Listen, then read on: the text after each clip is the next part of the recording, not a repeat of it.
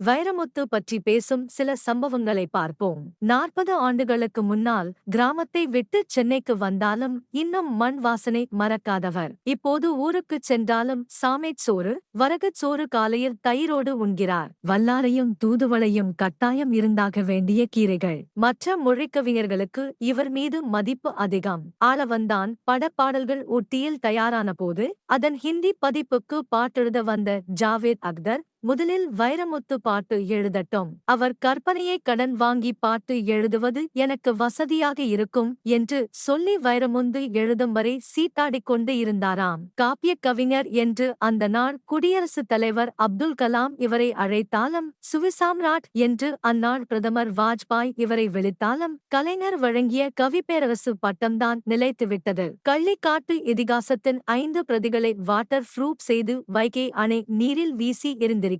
நாளை அணையே தூர்ந்து போனாலும் அந்த மண்ணின் ஆவணமாக அது இருக்குமாம். கவிஞருக்கு மருத்துவத் துறையில் ஏராளமான நண்பர்கள் உண்டு.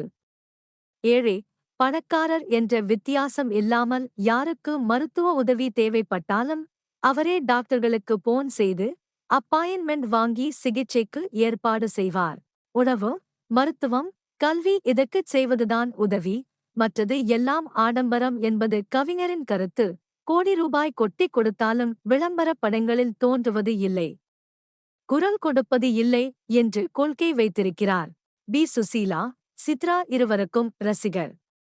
பி. சுசீலாவின் சில பாடல்களை சித்ராவின் குரலில் பாட வைத்து தனக்கென்று ஒரு தனி சீட்டி வைத்திருக்கிறார். இறுக்கமான மனசுக்கு இதமாக இருக்கிறதாம்.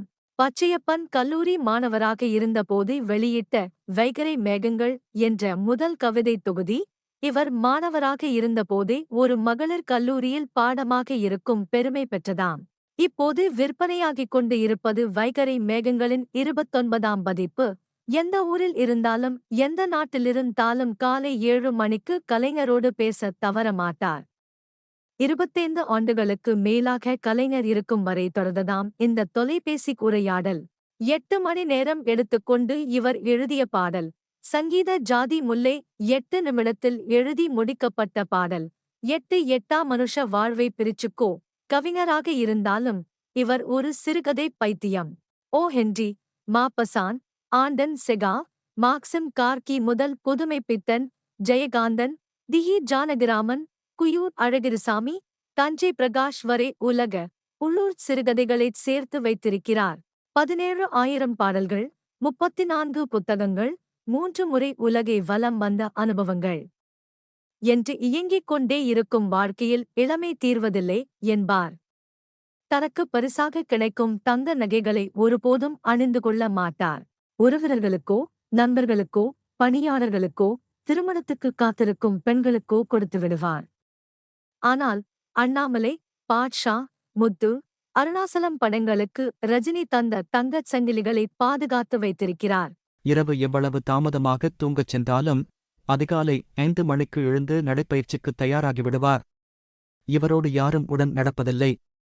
நடந்தால் ஓட வேண்டியிருக்கும், அவ்வளவு வேகம். கவிஞரின் ஆடைகள் சென்னையில் வெளுக்கப்படுவதில்லை. எல்லா துணிகளும் ஊருக்கு அனுப்பப்பட்டு செலவு செய்யப்பட்டு வருகின்றன.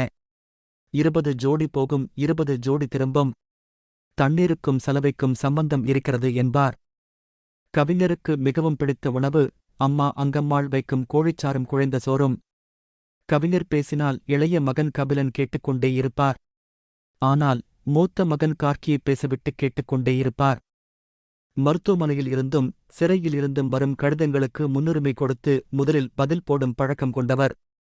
வாய்விட்டுச் சிரிப்பார். சிரித்தால் பக்கத்து ஆளை அடிப்பார். அதனால் எல்லோரும் 2 அடிகள் தள்ளியே உட்கார்வார்கள். இந்தியாவின் சிறந்த பாடலாசிரியருக்கான தேசிய விருதை 5 முறை பெற்றவர். அண்மையில் தமிழ்நாடு அரசு அறிவித்திருக்கும் மாநில விருதோடு சேர்த்து 2 விருதுகளும் தலா 5 என்று சமன் செய்துவிட்டார். அமெரிக்கன் லைப்ரரி ஆப் காங்கிரஸ் இவரது கவிதைகளை இவரது குரலில் ஒலிப்பதிவு செய்து உலக இலக்கிய ஆவணங்களில் ஒன்றாக வாஷிங்டன் டிசியில் பாதுகாத்து வருகிறது. கிராமத்து வரப்புகளில் நடக்கும்போது தொட்டாற்றிழுங்கி செடிகளைக் கண்டால் அப்படியே உட்கார்ந்து விடுவார். தொட்டுத் தொட்டு அந்த இலைகள் அடங்கும் அழகை ரசிப்பார். சில நேரங்களில் மீண்டும் விரியுமா என்று காத்திருப்பதும் உண்டு. தான் மற்றவருக்குச் செய்ததை மறந்து விடுவார். மற்றவர்கள் தனக்குச் செய்ததை மறக்க மாட்டார். தன் வீட்டு வரவேற்பறையில் உள்ள ஏசி ரஹ்மான் வாங்கிக் கொடுத்தது என்று பல பேருக்குச் சொல்லியிருக்கிறார். கனடா நாட்டு அரசாங்கத்தோடு இணைந்து ஒரு தமிழ் அமைப்பு இவர் உருவம் பொறித்த சிறப்பு அஞ்சல் தலையை வெளியிட்டுள்ளது. இவரது அஞ்சல் தலை ஒட்டப்பட்டு இவருக்கு வந்த தபாலை இவரே பிரித்தார். கவிஞரின் தோட்டத்துப் பண்ணை வீட்டில் 2 உரல்கள் இருக்கின்றன. அவை தாய்வழி தந்தைவழி தாத்தாக்களின் வீட்டில் இருந்தவையாம். வைகை அணைக்குள் மூழ்கிப்போன மெட்டூர், கரட்டுப்பட்டு 2 ஊர்களில் இருந்தும் தோண்டி எடுத்து வரப்பட்டவை.